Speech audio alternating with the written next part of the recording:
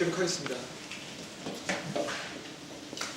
오늘 이제 지난 시간까지 16장을 했었고요. 저희가 이제 오늘부터 17장을 하게 되는데요. 계시록 17장이 사실 굉장히 재미있는 장입니다. 계시록 17장, 18장이 사실 계시록, 저 개인적으로는 계시록 제일 재미있는 장 중에 하나인데요. 근데 이제 그 내용들이 좀 많아서 일단 몇 가지 좀 정리를 하면서 하도록 하겠습니다. 계시록 17장을 보시면 계시록 17장은 바빌론에 대한 얘기입니다. 바빌론에 대한 얘기인데 이 바빌론에 대한 설명을 오늘 좀 드리려고 하는데요. 바빌론은 헬라어이고요. 헬라어는 그리어스였죠. 헬라어는 바빌론이고 히브리어로 바빌론은 바벨입니다. 그러니까 바벨과 바빌론은 같은 말입니다. 같은 말이고요. 지금 도대체 왜 저희가 이제 바빌론이라는 걸 배워야 하냐면 7장에 나오는 음료가 바빌론을 상징하고 있기 때문에 그렇습니다. 물론 이 음료에 대해서 여러 가지 설이 있긴 한데 가장 일반적으로 말씀하는 거는 이 음료는 바빌론이다. 근데 바빌론은 바빌론 또는 바벨이라 불린다 이렇게 되고 있고요. 성경에서 바빌론은 일관되게 아주 나쁜 이미지입니다. 한 번도 바빌론이 좋은 이미지로 나온 적이 없어요. 항상 나쁜 이미지로 나오고 있고요. 근데 바빌론에 대해서 처음 성경이 나오는 거는 창세기부터입니다. 창세기 10장에 보시면요. 창세기 10장에 가시면요. 창세기 10장 8절에 보시면요. 이게 이제 노아의 후손들이 어떻게 되는지 얘기하는 거고, 노아 아들이 셈과 함과 야벳이 있었죠. 그 중에서 이제 함의 아들에 대한 얘기입니다. 그 함의 아들은 구스와 미스라임과 룻과 가나안이요. 7절 보시면 구스의 아들들은 시바, 하일라, 삽다 쭉 나오고요. 그 다음 8절 보시겠습니다. 구스가 니물롯을 낳았더니 그가 땅에서 강력한 자가 되기 시작하였더라. 그가 주 앞에서 강한 사냥꾼이었으므로 사람들이 이를 아무개는 주 앞에서 강한 사냥꾼인 니므롯 같다 했더라. 그의 왕국의 시작은 신할 땅에 있는 바벨과 에렛과 아깝과 갈레이며 그 땅에서 아수르가 나아가 니느웨와 르호보 도시와 갈라와 또 니느웨와 갈라에 레센을 세웠으니 레센이 큰 도시더라. 이게 무슨 얘기냐면요. 노아의 아들인 함의 아들인 구스가 니물롯을 하는 사람을 낳았는데 그 니물롯이 굉장히 강력한 왕이었다는 얘기입니다. 거기서 좀 중요한 얘기는 주 앞에서 강한 사냥꾼들이 여기서 보통 성경에서 주 앞이라고 하는 뜻은 주를 대적한다는 의미를 많이 씁니다. 그래서 이 보면은 이게 그냥 강한 정도가 아니라 주님한테 대적하는 의미로 강했다는 거고요. 그래서 이 니물롯이 뭘 했냐면은 신할 땅에다가 바벨이라는 도시를 세웠다는 거죠. 그런데 그 바벨 도시에는 그 다음에 뭐가 생겼냐면 아시리아가 생겼다는 거고요. 아시리아의 수도가 니느웨죠. 그게 무슨 얘기냐면 바벨론이 생긴 이후에 그 신할 땅에 바빌론이 생기고 그 바빌론이 생긴 이후에 니느웨에 아시리아라는 게 생겼다는 겁니다. 이게 이제 언제냐면요. BC 3000년경이고요. 고고학적으로 봤을 때 그 BC 3000년경에 이제 그 이후에 사실은 티그리스 유프라테스 강이라는 큰 두 강이 있고요. 거기서 두 개의 큰 제국이 나오거든요. 하나는 바빌론 제국이고요. 그 바빌론 제국이 다시 신바빌론 제국과 구바빌론 제국으로 나뉘는데 그 중간에 아시리아 제국이 있습니다. 그러니까 정리를 해보면 구바빌론 제국이 나왔다가 그 다음에 아시리아 제국이 나왔다가 아시리아 제국 다음에 신바빌론 제국이 나옵니다. 이렇게 이 역사가 이루어지는데 그 제국, 신바빌론과 아시리아 제국을 먼저 만들게 된 게 어디냐? 그 니물롯이 만든 바벨론이에요. 그러니까 아시리아와 그 바빌론 제국이 결국 이 니물롯이라는 그 사람이 만든 바빌론 도시에서 시작됐다는 거죠. 근데 이거 언제 공부했었거든요. 기억나시는지 모르겠는데 다니엘서 공부할 때 공부했었습니다. 저희가 계시록 공부할 때 다니엘서하고 연결해서 공부했었잖아요. 다니엘서 공부할 때 제가 그 중동의 역사 말씀 한번 드렸었죠. 작년 7월인가 아마 했을 겁니다. 그때 중동 역사 드리면서 바빌론 제국 얘기해드리고 아시리아 제국 얘기 드렸었는데 바빌론 아시리아 제국 하면 이제 들어는 봤는데 헷갈린다고 얘기하시죠? 그 바빌론 제국, 신바빌론 제국의 왕이 느부갓네살이에요. 느부갓네살인데 이해되시죠? 그죠? 그래서 사실은 이제 그 바빌론 제국을 만든 사람이 니물롯이라는 얘기고요. 그런데 여기서 그럼 왜 도대체 이 왕국이 그 나쁜 거로 쓰였느냐? 창세기 11장에 보시면요. 11장에 바벨탑 얘기가 나옵니다. 11장 1절부터 보시면 온 땅의 언어와 하나여 땅이 하나였더라. 그들이 동쪽에서부터 이동하다가 신할 땅에 있는 평야를 만나 거기 거하냐. 신할 땅이 어디라고요? 바빌론이라고 했죠. 4절 보겠습니다. 또 이르되 자 우리가 우리를 위하여, 여기서 중요한 게 우리를 위하여입니다. 사람들이 얘기하는 거예요. 지금 우리들을 위하여 도시와 탑을 세우고 그 탑의 꼭대기를 하늘까지 닿게 하고 우리가 우리를 위하여 이름을 내고 이뤄서 온 지면에 널리 흩어짐을 면하게 하자. 무슨 얘기라고요? 지금 주님한테 대적하고 있는 겁니다. 지금 주님은 뭐라고 얘기하셨냐면 이 세상에 퍼지라고 얘기했어요. 그 창세기 9장에 보시면 노아의 아들들에게 이 세상을 퍼져서 채워라라고 하셨거든요. 근데 지금 11장에서 뭐라고 하면 퍼지기 싫은 거예요. 지금 여기 보시면 온 지면에 널리 흩어짐을 면하자고 그랬거든요. 퍼지기 싫은 거예요. 지금 여기 그냥 있겠다는 겁니다. 그럼 무슨 얘기죠? 주님한테 대적하고 있는 거죠. 그 주님한테 대적하는데 그 대적하고 있는 거를 상징적으로 보여주는 게 바벨탑을 만든 겁니다. 지금 도시와 탑을 만들고요. 이게 바벨탑이죠. 그랬더니 주께서 그걸 보시고요. 11장 5절에 보시면 주께서 사람들의 자녀들이 세우는 도시와 탑을 보려고 내려오시더라. 7절 자 우리가 내려가서 거기서 그들의 언어로 혼잡하게 하여 그들이 서로의 말을 알았지 못하게 하자 하시고 이처럼 주께서 거기서 그들을 온 지면에 멀리 흩으셔서 그들이 그 도시 세우기를 그쳤더라. 그러므로 그 도시의 이름을 바벨이라 했으니는 주께서 거기서 온 땅의 언어들을 혼잡하게 하셨기 때문이라. 여기서요 바벨이라는 단어의 어원을 보시면요, 바벨이라는 언어의 어원은 혼잡이라는 뜻입니다. 그러니까 바벨탑, 그 바벨탑 사건하고 이게 흩어지고 하는 것들이 다 연결되고 있는 겁니다 지금. 근데 이제 바빌론이 니물롯이 세웠고요. 니물롯이 세웠는데 그 니물롯이 세운 그 바벨에서 바벨탑을 세워서 뭘 했다고요? 주님한테 대적했다고요. 그 여기서부터 벌써 바빌론이 주님 보시기에 굉장히 안 좋은 그 일을 하는 지역이구나 하는 얘기가 나오기 시작한 거죠. 자, 그럼 여기서 우리가 또 하나 볼 게 있는 게 뭐냐면 창세기 9장을 잠깐 보시면요. 창세기 9장에 보시면 9장 1절에 보시면 하나님께서 노아와 그의 아들들에게 복을 주시며 그들에게 이르시되 다산하고 번성하여 땅을 채우라라고 했습니다. 그죠? 했는데 19절에 보시면 9장 19절에 보시면 이들이 노아의 세 아들이요 그들이로부터 난자들이 온 땅에 퍼지니라. 근데 노아가 농부가 되기 시작하여 포도원을 세우고 됐습니다. 농부가 됐다 그랬죠? 카인과 아벨 기억나세요? 카인과 아벨에서 또 이렇게 보면 지금 그 당시에 이제 농사를 짓기 시작한 것 같아요. 실제로도 고고학적으로 보면 BC 3000년, BC 4000년 이경에 처음으로 농사 흔적이 나타나기 시작하거든요. 이건 이제 그거 좀 전이긴 한데 BC 한 4000년, 5000년 정도 되는데 이렇게 농경이 시작이 되는데 농경이 시작이 되면서 주님에 대한 대적이 시작됐습니다. 왜 그런가 하냐면요. 농경을 하게 되면, 농사를 짓게 되면 하늘의 그 영향을 많이 받게 됩니다. 비가 와야 되겠어. 비가 와야지. 예를 들어 보니까 기우제를 드린다든지 아니면은 태양이 떠야지 이제 공식이 되지 않습니까? 태양신을 숭배한다든지 아니면은 대모신이라 그래가지고 대지의 여신을 숭배하는 것들이 다 이 농경이랑 연결이 되어 있거든요. 그러니까 농경을 시작하게 되는 것이죠. 근데 사실은 주님은 농경을 별로 좋아하지 않으셨어요. 주님이 좋아하시는 거는 유목이었습니다. 유목. 목축하는 거였거든요. 실제로 양치 이런 걸로 많이 나오겠죠. 그런데 사람들이 농부사를 시작하면서 주님과 대적하기 시작한 게 시작했는데 그런 것들이 이제 바벨하고 연결되어 있습니다. 좀 이따 제가 설명을 잠깐 드릴 텐데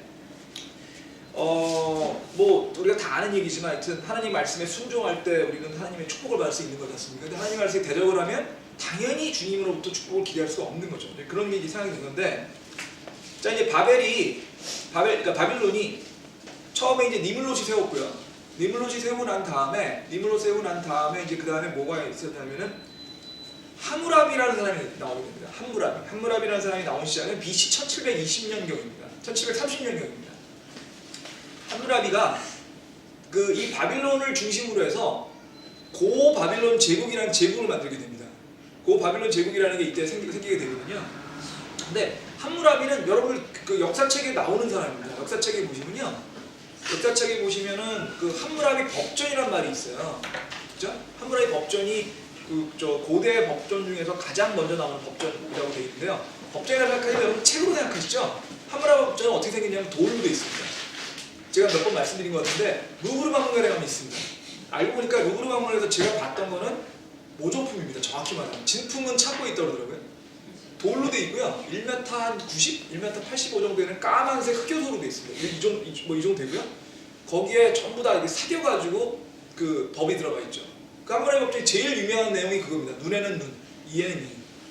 동형보복이라고 보통 얘기하는데 동형보복의 그 형벌을 한 첫 번째 그 법이 함무라비거든요. 함무라비는 그렇게 법을 만들고 바빌론을 아주 강력한 제국으로 만들었습니다. 고바빌론 제국을 만들었는데 정치적으로 강력하게 되게 되면요, 그걸 유지하기 위해서 항상 종교적인 게 들어가게 됩니다. 왜냐하면요, 종교적으로 사람들이 따르는 게 가장 정치적으로 통합하기가 쉬워집니다. 이거 기억하셔야 돼요. 요게 좀 이따가 말씀드리는 가톨릭에 대한 얘기 연결되기 때문에 종교적인 권력과 정치적 권력을 많이 연결시키려고 합니다. 그래서 함무라비가 무슨 짓을 했냐면 바빌론을 강하게 만들어낸 다음에 그 지역에 있던 수많은 지역신을 통합을 했습니다. 그 지역에 바빌론에는 수십 개, 정확히 1300개 정도의 신이 있었답니다. 그 당시 바빌론 1300개 잡신이죠. 우리로 치면 잡신이 있었는데 그 잡신을 다 모아가지고 마루둑이라고 하는 신을 가장 중요한 신으로 만들었습니다. 그 마루둑이라는 신을 바빌론의 제1신으로 만들고 그 마루둑을 중심으로 모든 신을 그냥 밑으로 묶고요. 그래서 바빌론을 종교적인 중심지로 만들었습니다. 정치적인 중심지 겸 종교적인 중심지로 만들었습니다. 그래서 바빌론에 있는 그 마루둑이라는 사람을 중심으로, 마루둑이라는 신을 중심으로 한 종교가 바빌론의 정치와 종교를 묶은 그런 종교였습니다. 얘가 왜 이런 얘기를 하는지 좀 궁금하시죠? 이 다음부터 되게 중요해지는데요. 근데 구전에 있는 성경에 나오는 얘기는 아니지만 성경 외에 다른 자료들에 의하면 아까 말씀드린 바빌론을 만든 니밀롯이라는 사람의 아내가 있었습니다. 니밀롯의 아내 이름이 세미라미스고요. 세미라미스라는 사람이 바빌론의 고대 종교를 창조했습니다. 아까 말씀드렸잖아요. 정치와 종교를 같이 묶어야지 강력한 권한이 생긴다고. 왜냐하면 가장 사람을 따르게 하기 쉬운 게 종교거든요. 그래서 이제 그 바빌론의 그 세미라미스라는 사람이 바빌론 고대 종교를 만들었는데 바빌론 고대 종교는 그냥 간단히 얘기해드리면 태양신 숭배입니다. 바빌론에서 이제 농경을 하다 보니까 농사를 지면은 해가 쨍쨍 비치고 또 가끔 비가 와주고 해야지 잘 자라지 않습니까? 둘 다 있어야 되잖아요. 그러다 보니까 태양신을 숭배를 해가지고 태양신이 굉장히 중요한데 그걸 바빌론 종교는, 신비 종교는 기본적으로 태양신 숭배였는데요. 그 태양신 숭배하는 종교 의식이 어떻게 되냐면 신을 위해서 술을 마시고요. 그 둥그런 빵을 만들어서 바침을 했습니다. 근데요, 나중에 다시 얘기 드렸는데 가톨릭에서요, 성찬식을 하게 되면 포도주를 마시고요, 술을 마시고 조그만 동그란 빵을 줍니다. 제가 가톨릭이기 때문에 잘 압니다. 제가 알고는 제가 잘 아는데 동그란 빵을 주면 그 빵을 영성체라고 해가지고 신부님 앞에 쭉 가요. 그럼 신부님 앞에 가서 영성체를 입에다 딱 그걸 올려줍니다. 이 혀를 이렇게 내밀죠. 그럼 입에 딱 올려주면은 거기서 녹여서 먹는데 그 의식이 바빌론 고대 종교에서 나온 거라는 거예요. 지금 무서운 얘기야. 제가 지금부터 드리는 얘기 굉장히 무서운 얘기예요. 가톨릭에서 말하는 그 모든 것들이 지금부터 5,000년 내지 6,000년의 역사가 있는 것들입니다. 전부 태양신 숭배예요. 근데 그 세미라미스가요, 아들을 낳습니다. 아들을 낳아서 그 아들의 이름은 담무스고요.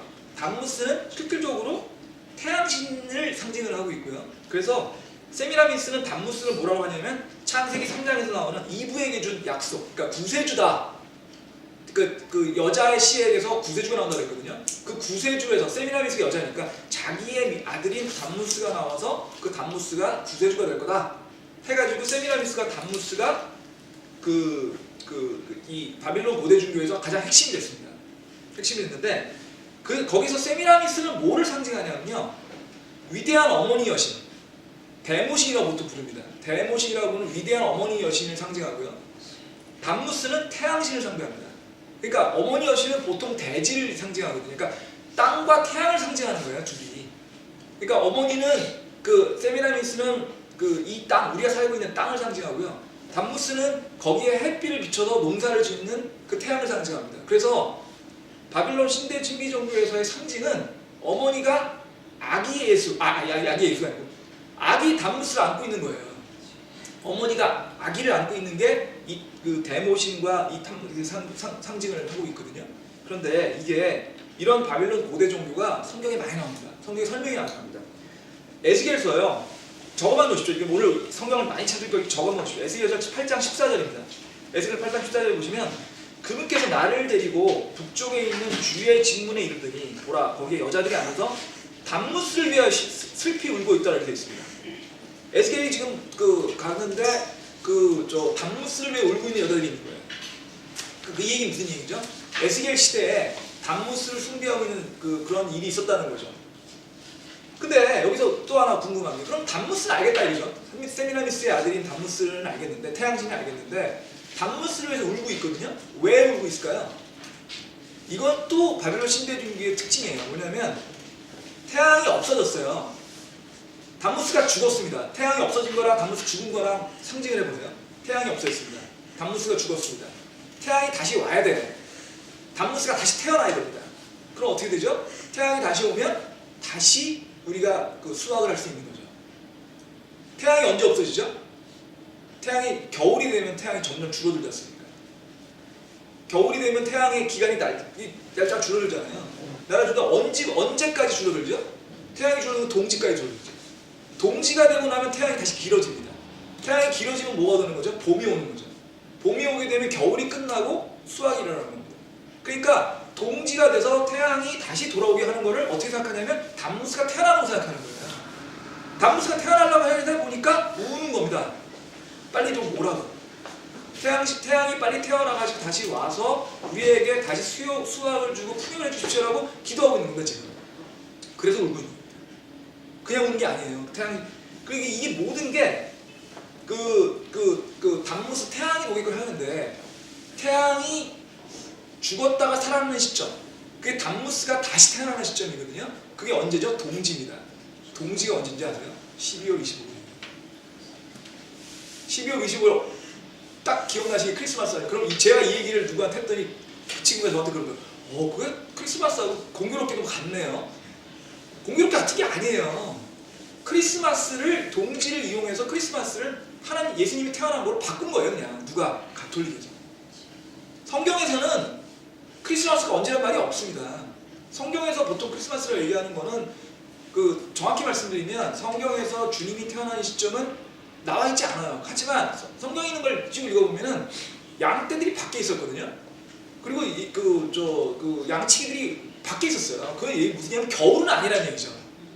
아무리 많이 봐도 늦가을이거나 아니면 정확히 말하면 초가을 정도의 날씨일 거예요. 그러니까 양들이 밖에 있죠. 양들이 밖에 있다는 거 아닙니까? 그러니까 지금은 치면 한 9월, 8월 이 정도, 8월 말 9월 중순 정도까지가 적정하다고 보이는데 왜 12월 15일 25일이냐 이거죠. 동지예요, 동지.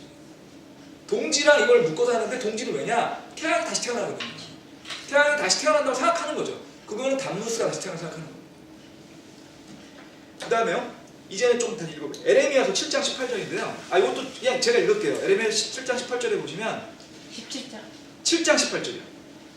에레미야서 7장 18절에 보시면 자녀들은 나무를 모으고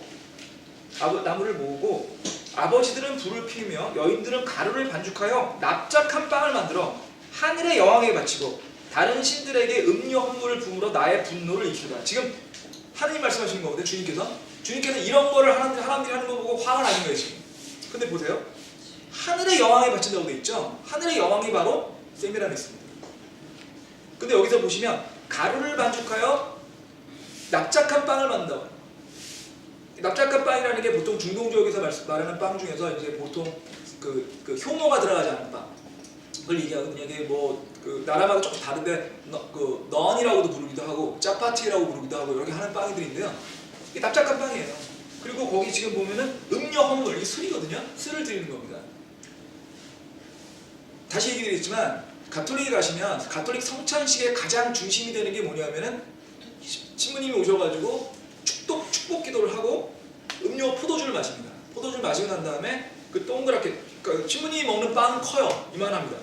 이만한 빵을 하늘 이렇게 막 받치시고 뭐라고 얘기를 하고 드시죠.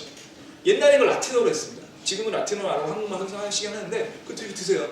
지금 똑같아요. 지금 음료 헌물을 먹고 하늘의 여왕에 바치는 행위를 지금 납작한 빵을 만들고 이게 다 근데 이거를 지금 뭐라고 하신다고요? 나의 분노를 일으킨다고 되었어요. 주님이 화가 나신 거예요. 이거 보고 우상 숭배를 하고 있다는 겁니다. 주님 말씀은. 이거는 이제 그 다음 거는 보시죠. 에레미야서 44장 보시겠어요? 에레미야서 44장. 에레미야서 44장 17절.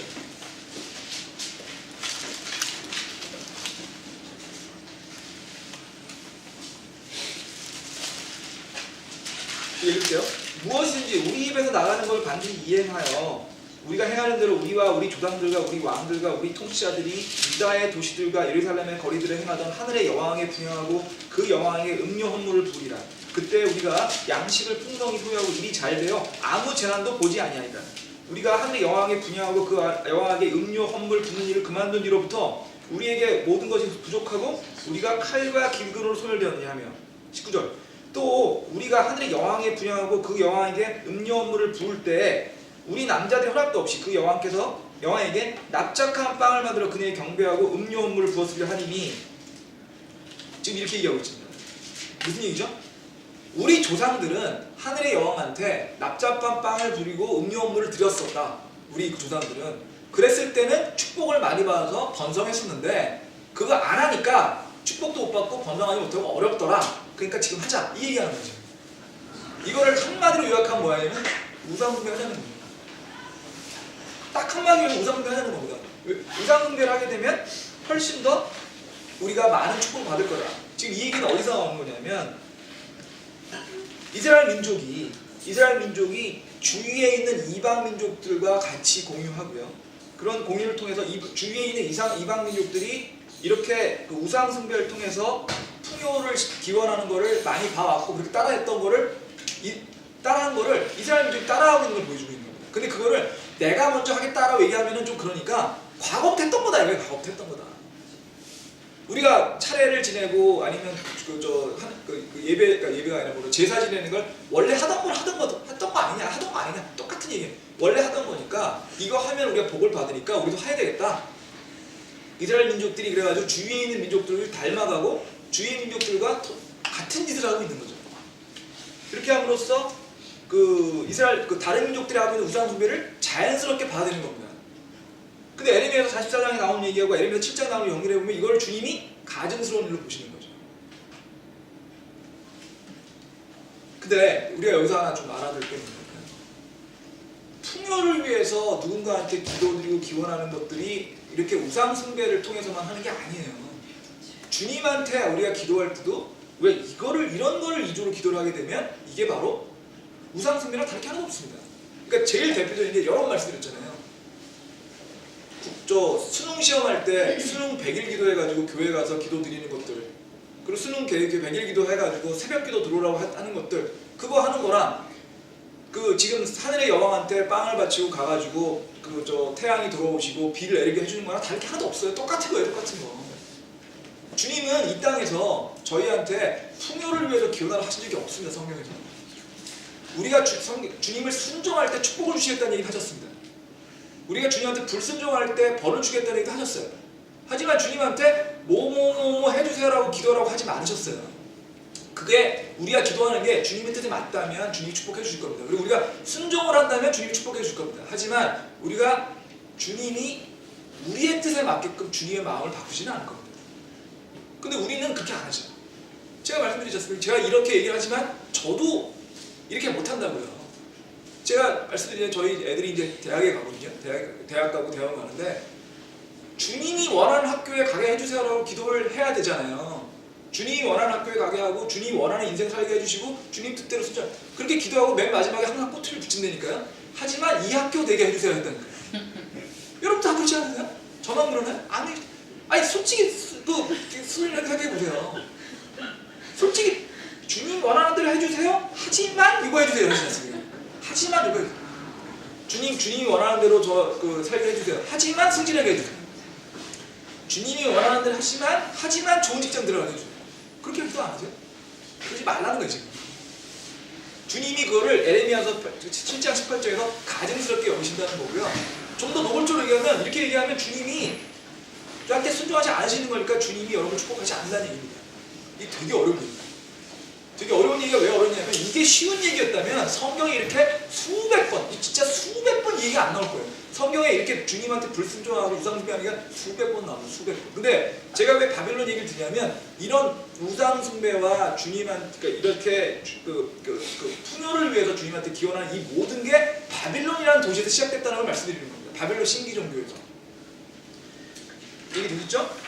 그래서 이 바빌론 신기종교에서 여기서 그냥 끝났으면 상관이 없는데 문제는 이 바빌론 신기종교가 지금도 있다는 게 문제죠.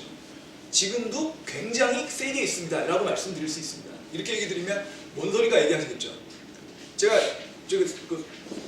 상당 부분의 분들은 저하고 성공을 오래 같이 하셨으니까 들으셨겠지만 새로 들으신 분도 있으니까 조금 중복된 얘기를 드리면 저희 애가 이제 미국에서 학교를 다닐 때 그 기독교 역사라는 과목을 들었었어요. 정확히 말하면 신청을 했었습니다. 신청했다가 첫 수업인가 듣고서 관두고서 다른 수업으로 바꾸겠다고 해서 그러라고 했었는데 첫 수업을 들어갔더니 기독교 그 수업 교수가 첫 마디가 뭐냐면 여러분이 지금 알고 있는 기독교는 바빌론 고대 종교입니다 라고 얘기하더라는 거예요. 바빌론 고대 종교에서 온 겁니다도 아니고 바빌론 종교입니다 라고 얘기했다는 거예요. 그건 이제 가톨릭을 얘기하는 거예요. 그래서 지금 현재 우리가 알고 있는 이 모든 거에 특히 가톨릭에서 말하는 기독교는 바빌론 종교를 그냥 이름만 바꾸는 겁니다. 이름만. 지금 아까 말씀드렸죠. 바빌론 고대 종교에서 세미라미스와 담무스가 뭐를 상징한다고요? 담무스는 태양신, 세미라미스는 데모신을 상징합니다. 그래서 하늘의 여왕이라고 하기도 하고 상징하는데 그래서 그걸 상징하는 게 뭐냐면 어머니가 아기를 안고 있는 거예요. 머리에 감이 오시죠? 어머니가 아기를 안고 있는 거예요. 근데 이름이 해가 그러니까 그 시대에 따라서 이름이 계속 바뀝니다. 처음에는 세미라미스가 담무스였고요. 세미라미스가 담무스가 이집트로 넘어갑니다. 이집트에서는 그게 이시스와 호루스로 바뀝니다. 이시스도 여왕 이름이고요. 호루스는 이시스의 그 아들이에요. 근데 이시스와 호루스로 바뀌어가지고 되고요. 그 다음에 그게 신약시대에 가게 되면 신약시대 여러분들 에베소 교회 아시죠? 사도행전에 보면 에베소 교회에 갔을 때 바울하고 그 핍박받는 사람 중에 은세공업자, 뭐 데메트리오인가요? 은세공업자가 그 에베소 교회 에베소에서 사도 바울을 할 때 박해하는 게 나와요. 근데 왜 박해하죠? 데메트리오가 그 다이애나인가요? 그 다이애나 신전에서 그 다이애나 신전에 오는 사람들이 은세공함 같은 걸 사는데 그거 장사하는 사람이거든요. 근데 와가지고 이거 가짜 신이다 그러니까 사도 바울을 막 박해했던 장면이 나오셨습니다. 그 다이애나가 바로 그 세미라미스도 온 겁니다. 그러니까 어떻게 되느냐면 세미라미스라는 그 데모지라는 게 있는데 그 지역에서 원래 있던 거랑 이름을 붙이는 거예요. 그냥 이집트에서는 이시스와 호루스가 된 거고 그 다음에 로마 시대 그때 시대는 다이아나 된 거고요. 또 그 전 시대에는 이게 이시타르라고 하는 이름으로 불리게 합니다. 이시타르 어디서 들어본 이름 같지 않으세요? 이시타르가 이스터의 어원입니다. 이스터가 부활절이잖아요. 부활절. 그 부활절에 이스터의 어원이 이시타르예요. 부활절 때요. 여러분들 부활절 때 우리는 그런 거 안 하죠. 우리는 그런 거 안 합니다. 그렇지만 다른 카톨릭 교회나 심지어는 상당수의 개신교회에서 부활절 달걀 쳤잖아요. 여러분들 그거 신기하지 않으세요? 왜 부활절에 달걀을 쳤죠? 도대체 부활절하고 달걀이 무슨 상관이 있냐는 거죠. 성경에 안 나옵니다. 달걀은요 다산을 상징합니다. 그러니까 부활절은 막 다산을 상징해서 풍요를 상징하는 거예요. 그럼 그런 하나님이나 예수님과 전혀 상관없는 겁니다. 뭐하고 상관이 있는 거냐면 하늘의 여왕 이시타르하고 상관되는 거죠. 그래서 그 부활절 달걀 찾는 겁니다. 제가 얘기한 거 아닙니다. 이거 다 수많은 성경학자가 얘기한 거예요. 그리고 역사학자들이 얘기한 거고요. 그래서 지금 이런 것들이 돼 있는데 그게 가톨릭에 들어와서 뭐가 됐냐면 마리아와 아기 예수가 된 거예요. 그래서 가톨릭에서는 정식 교리로 가톨릭은요 성경을 공부하지 않고요. 성경을 공부하는데 성경은 일부입니다. 가톨릭은 가장 중요한 게 교리 문답집이라는 게 있어요. 이만한데 그 교리 문답집에 따라서 가톨릭의 교리가 정해집니다. 그래서 그 중에는 성경의 내용도 있지만 전통의 내용도 있습니다. 교리 문답집은 교황이 시대대로 바꿀 수 있어요. 쉽게 얘기하면 지 마음입니다. 근데 거기에 어떻게 되냐면 그 언젠지 제가 정확히 기억 안 나는데 그 교리 문답집 그 얘기가 나옵니다. 예수님한테 가려면 마리아를 통해서 가야 된다는 게 나와요. To Jesus through Maria라는 얘기가 나옵니다. Mary라는 얘기가 나옵니다. 뭐냐면 예수님한테 가려면 마리아를 통해야 된다는 거예요. 그 얘기가 세미라미스하고 담무스 얘기랑 다를 게 뭐 있습니까? 같은 얘기지. 같은 얘기예요. 마리아와 예수를 얘기하는 거는 똑같은 얘기예요. 근데 좀 황당한 거는 성경에는 마리아 얘기 거의 안 나오거든요. 거의 안 나옵니다. 진짜 몇 번 안 나옵니다. 근데 나쁜 사람은 아니었어요. 마리아는 성모 마리아는 뭐 성모라고 얘기합니다. 하여튼 마리아는 친실한 기독교인이었습니다. 나쁜 사람 전혀 아니었어요. 근데 그 본의 아니게 이 어디죠? 그 가톨릭에서 마리아를 이상하게 변형을 시켰는데 이렇게 만든 거예요. 세미라미스를 가장 유사한 역할을 하는 사람을 찾은 겁니다. 근데 담무스하고 제일 비슷한 게 예수님 아닙니까? 그 예수님 어머니니까 마리아를 해가지고 둘을 묶은 거죠. 근데 이렇게 묶으면 어떻게 되냐고요? 사람들이 이해하기가 훨씬 쉬운 거예요. 그게 뭐냐면 개종을 할 때, 사람들이 개종을 할 때 이게 지금 우리가 너네들한테 얘기하려고 하는 가톨릭이 어려운 게 아니고요. 여러분이 원래 믿던 거예요. 이름만 바뀐 거예요. 하면 훨씬 더 빨리 믿거든요. 이렇게 가르쳐야 되거든요. 여러분이 믿고 있는 건 다 우상 숭배고요. 세미라미스 이런 거 다 잊어버리시고 다이애나 이런 거 다 잊어버리시고 진정한 하나님을 믿으세요. 이렇게 얘기해야죠. 원래는. 그럼 안 믿거든 그렇게 하니까. 그러니까 그게 아니고 그냥 어렵게 생각하지 마시고요. 원래 여러분이 믿으시던 세미라미스와 담무스, 다이애나와 그 아들 이런 거에 대한 거랑 똑같은 걸 생각하시면 아 그러네. 별거 아니네. 이렇게 된 겁니다. 그럼 왜 그렇게 하죠?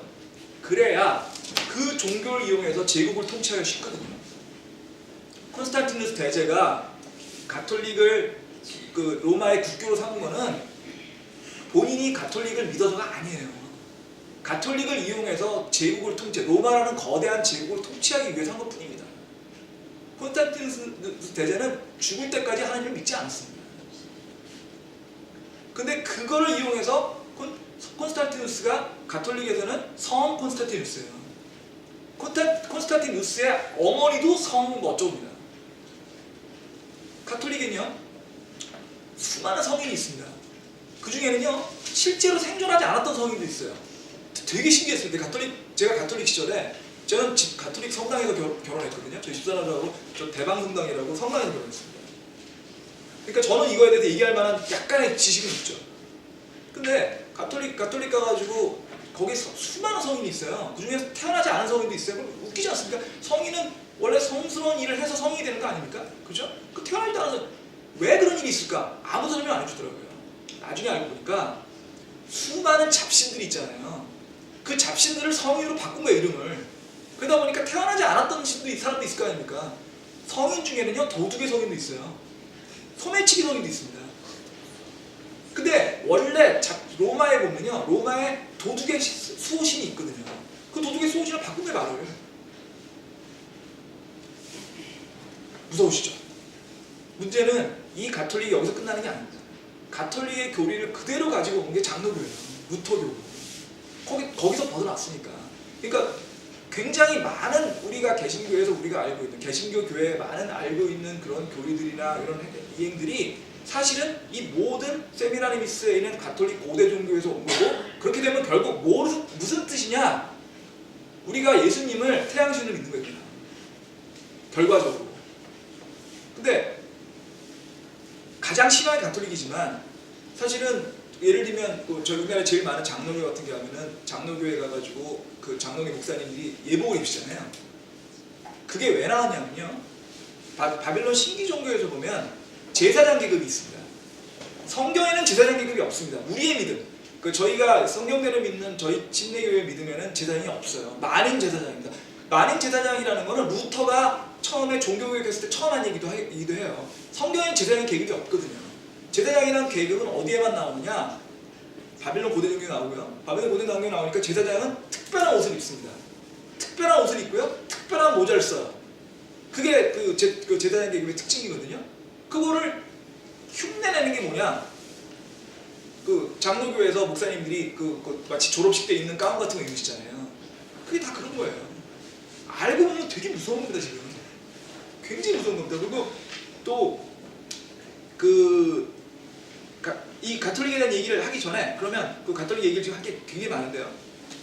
뭐 저만 솔직히 생각하면 가톨릭은요, 처음에 가톨릭을 갖다가 잘 모르고 이런 교리들 이런 것도 잘 모르고 가톨릭 성당 가면은 침례교회 처음 갔을 때부터 훨씬 좋습니다. 굉장히 멋있어요. 멋있는 성당에 음악도요, 죄송하지만 찬송가를 처음 들었을 때 제 느낌은 뭐였냐면 참 음악이 수준이 낮다는 거였습니다.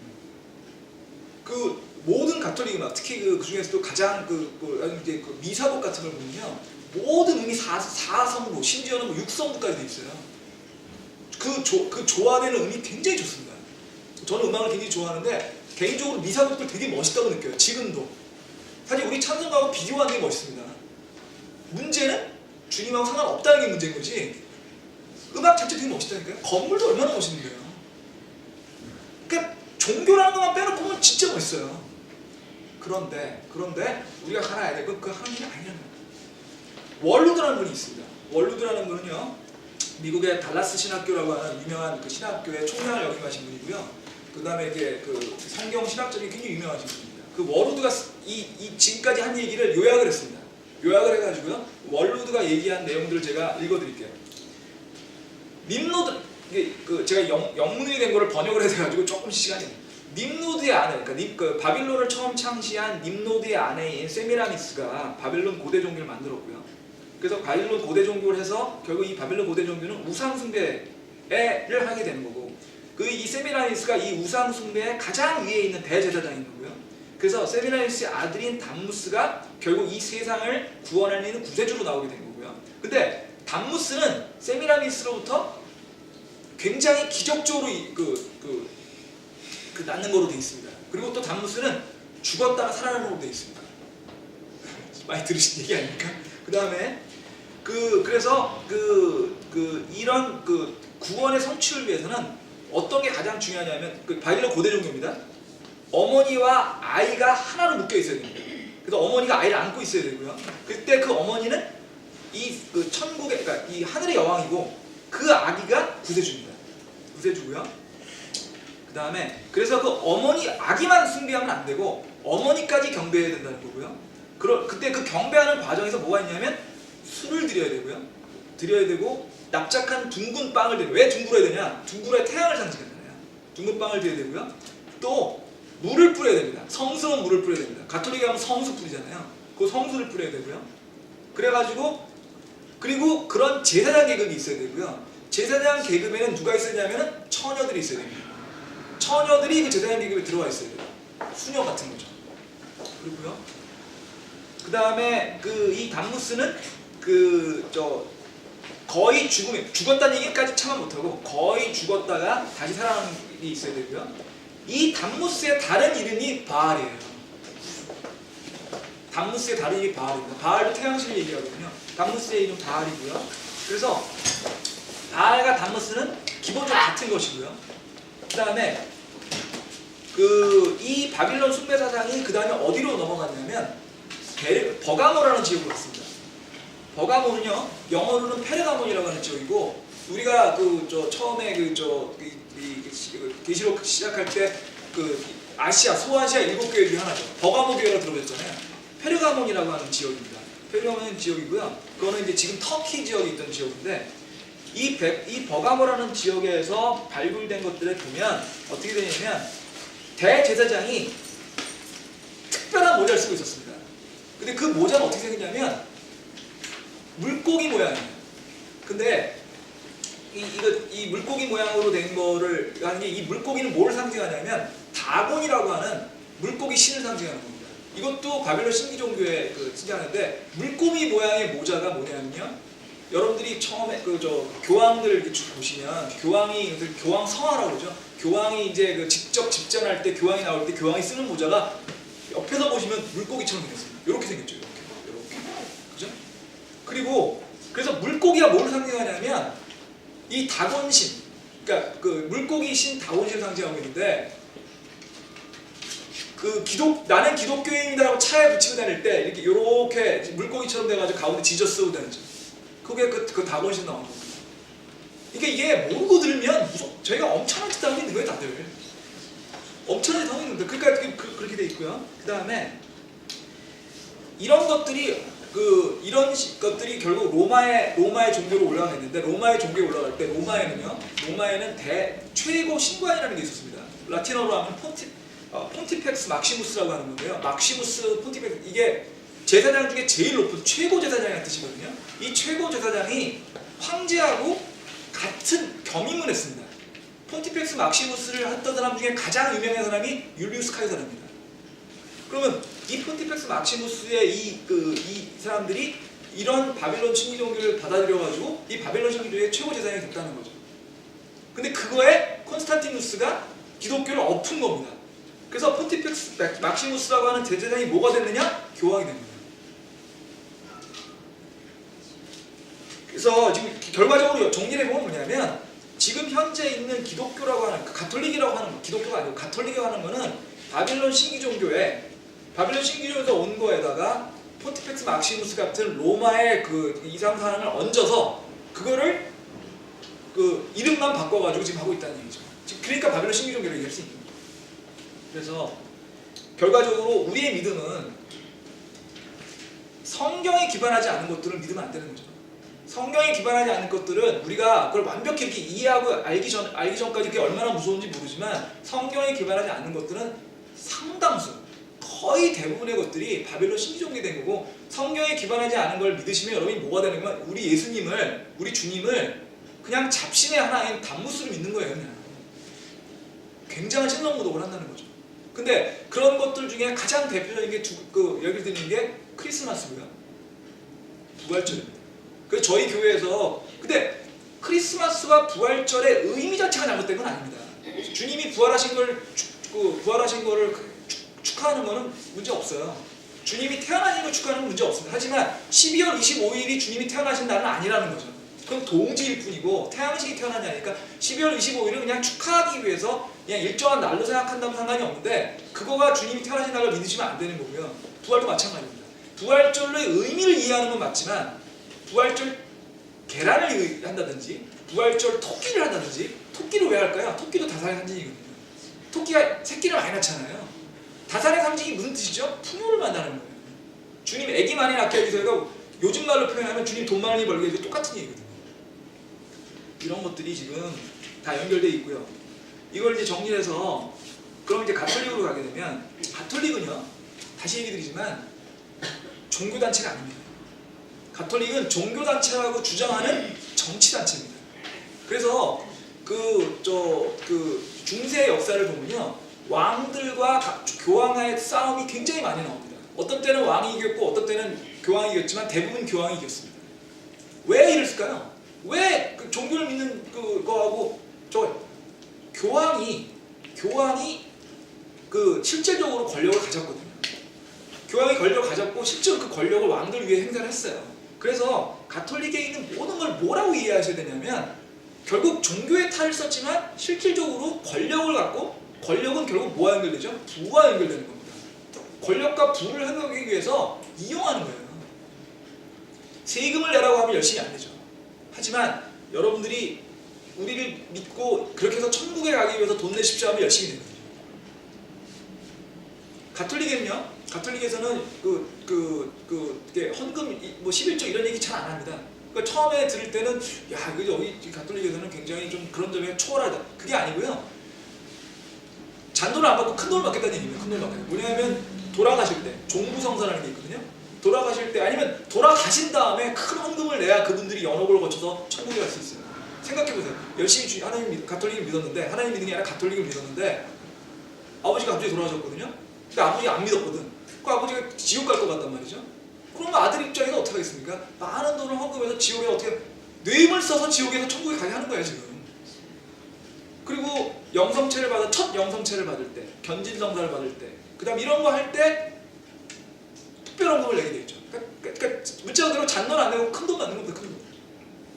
근데 가톨릭에서 가장 크게 논쟁이 있었던 것 중에 하나가 뭐냐면 교회가 부유해도 되느냐는 거예요. 논쟁이에요. 생각해보면 황당한 거 아닙니까? 예수님이 이 신약성경에 봤을 때 단 한 번도 주님이 부유에 대한 얘기한 적이 없어요. 부자 칭찬한 적이 없어요. 근데 왜 가톨릭 교회는 부자라는 거죠? 그래가지고 이거 갖고서 가톨릭 교회 내에서도 엄청난 문제가 있었습니다. 문제가 있어가지고 심지어는 여러분들 아시는 예를 들면 프란체스코 수도회 같은 데는 자기들 스스로도 우리는 가난하게 살겠다고 하는 분들이에요. 그중 난 사람들이에요. 그중 난 사람들. 근데 가톨릭 교회에서 아무리 생각해봐도 그걸 인정을 했다가는 안 될 것 같거든요. 그래가지고 만들어낸 교리가 있어요. 라틴어로 우스스 팍티라는 교리가 있습니다. 우스스는 영어로 하면 사용이라는 뜻이고요. 팍티는 사실상입니다. 그래서 우리나라 말로 번역하면 사실상의 사용권입니다. 가톨릭에서 뭐라고 했냐면 이 지구상에 있는 모든 부는 주님이 가톨릭 교회에 사용하게끔 줬다는 거예요. 자기 건 아닌데 주님 건데 사용하게 했다는 겁니다. 근데 사용하는 거하고 소유하는 게 평생 사용하게 되는 거랑 평생 소유하는 거랑 뭐가 다르냐는 거죠. 그건 전부 다 자기들이 가지고 있는 부를 긍정적으로 만들기 위해서 만드는 거예요. 가톨릭 교회는 무시무시한 단체입니다. 무시무시한 단체. 그런 그 돈과 권력과 파워를 이용해가지고 사람들을 하고 그 모든 게 바빌론 신교에 나와갖고 사실은 성경을 이용해가지고 자기의 권력을 강화하고 있는 거예요. 그래서 가톨릭 교회 성당에 다니면 성경을 읽지 말라고 합니다. 저는 저희 어머니하고 저희 어머니는 한 20년 다니셨고요. 저는 뭐 그렇게까지는 안 했는데 가톨릭 교회에서는 가톨릭 성당에서는 성경을 읽지 말라고. 왜 읽지 말라고 하냐면 성경을 읽으면 오류에 빠진다고 얘기합니다. 신부님이 가르쳐주는 걸 읽어야 된다고 생각해요. 정확히 말씀드리면 지네가 얘기하고 싶은 것만 하고 싶다는 얘기죠. 그래서 왜 영어로 성경을 번역했을 때 그렇게 많은 사람들을 죽였을까요? 틴데일 성경같이 영어 처음에 왜 죽였을까요? 왜 구텐베르크에서 독일어 성경 만들었을 때 그렇게 난리쳤을까요? 성경 읽기 싫은 거예요. 그 전에 라틴어밖에 없었거든요. 라틴어 성경밖에 없었는데 라틴어 성경이면 친구들밖에 못 읽었어요. 그거를 영어나 독일어로 바꿔서 읽으면 누구나 읽을 수 있고 성경을 읽으면 문제가 생기니까 실제로도 성경을 실제로 읽고 난 다음에 종교교육이 생긴 거거든요. 그래서 14세기, 15세기까지는 성경은 가톨릭 교회에서 금서였습니다. 공식적으로 금서였습니다. 성경이 가톨릭 교회 옛날에 있는 걸 보면 이렇게 돼가지고요, 이렇게 묶여 있습니다. 철로 묶여가지고 강대단에 붙어 있어요. 못 열어버려. 여기 묶여 있다니까요.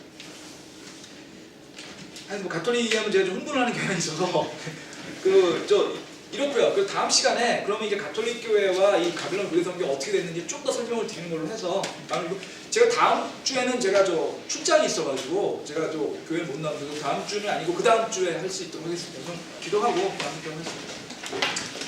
하나님 우리 아버지 저희가 오늘 주님 말씀 배울 수